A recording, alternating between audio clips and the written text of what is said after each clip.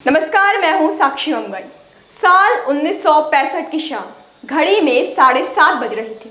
अचानक देशवासियों को भनक लगती है कि पाकिस्तान ने भारत पर हमला कर दिया है। यह हवाई हमला था। सबकी नजर टिकी थी तत्कालीन प्रधानमंत्री लाल बहादुर शास्त्री पर। लोग जानना चाहते थे कि शास्त्री इस हमले का जवाब किस तरह से देंगे। बैठकों का दौर जारी था। तीनों रक्षांगों के चीफ ने शास्त्री जी को हुक्म सुनाने को कहा। इस पर शास्त्री जी ने कहा कि आप देश की रक्षा करें और मुझे बताइए कि क्या करना है, आप लोग मुझे हुक्म दीजिए। जंग छिड़ी। भारत लड़ाई में काफी आगे बढ़ा। पाकिस्तान के कई क्षेत्रों में फतह का परचम लहराया गया, लेकिन सब कुछ पाकिस्तान की झोली में वापस चला गया।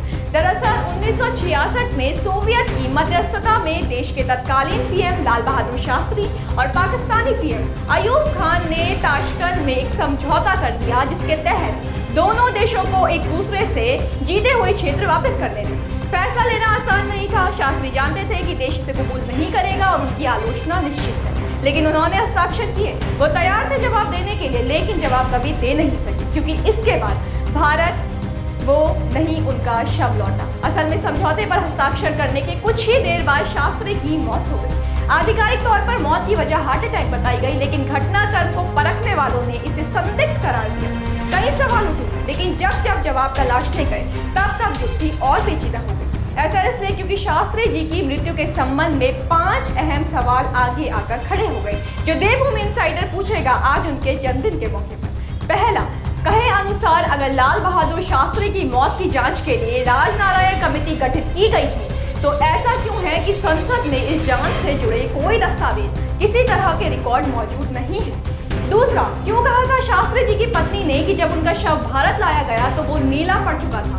इतना ही नहीं, उनके शरीर पर कटे के निशान आए कहां से, जब बताए मुताबिक उनके शव का कोई पोस्टमार्टम नहीं हुआ था। तीसरा, भारत के दूसरे प्रधानमंत्री की आकस्मिक मौत, देश से दूर जाकर होना, पहले ही सहयोग मान पाना सबके लिए मुश्किल था।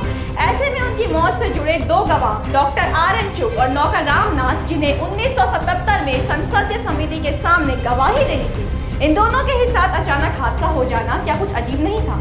इससे भी अजीब क्या इसे नहीं कहेंगे कि दोनों के साथ हादसा भी लगभग एक ही तरह से हुआ। डॉक्टर चुग को ट्रक ने टक्कर मारी और उनकी मौत हो गई। नौकर रामनाथ को भी गाड़ी ने टक्कर मारी और उनकी याददाश्त चली गई। इत्तेफाक की इंतहा थी, इससे ज्यादा क्या हुई? चौथा, शास्त्री जी की मौत की गुत्थी सुलझाने के लिए RTI लगाई गई थी, जिसके खुलासे चौंकाने वाले थे। नतीजों के मुताबिक पूर्व प्रधानमंत्री लाल बहादुर शास्त्री मरने से 30 मिनट पहले तक, यानी 10 जनवरी 1966 की रात 12:30 बजे तक बिल्कुल ठीक थे। सिर्फ 5 से 20 मिनट के भीतर उनकी तबीयत अचानक बिगड़ी और रात 1:32 पर उनकी मौत हो गई। आखिर क्यों उनके शरीर में मरने से पूर्व किसी प्रकार के लक्षण नहीं दिखाई दिए? पांचवा, ठीक है, वो तनाव में थे। ताशकंद समझौते का फैसला उनका था और इसके नतीजे वो जानते थे, वो परेशान थे। उन पर रूस और अमेरिका का दबाव था, लेकिन युद्ध तो 6 महीने चला। युद्ध के बाद ये फैसला भी 4 महीने बाद हुआ।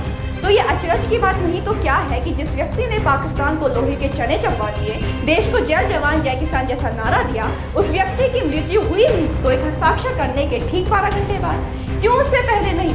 क्यों भारत आने के बाद नहीं? और उनकी हत्या के संबंध में जिन 3 लोगों को रूस के अफसरों ने पकड़ा था, उनमें से एक जान मोहम्मद को राष्ट्रपति भवन में नौकरी कैसे मिल गई? ये तमाम सवाल उनकी मौत के साथ ही राज में तब्दील हो गए। उनका परिवार, देश, हर कोई इस रात का सच जानना चाहता था। कुछ की कोशिश भी की गई, लेकिन हकीकत उजागर नहीं हुई। मानो जैसे झूठ की परत या तो बहुत गहरी है या हकीकत को ही इतनी गहराई में डाल दिया गया है कि उस तक पहुंच पाना अब अत्यंत मुश्किल हो गया है।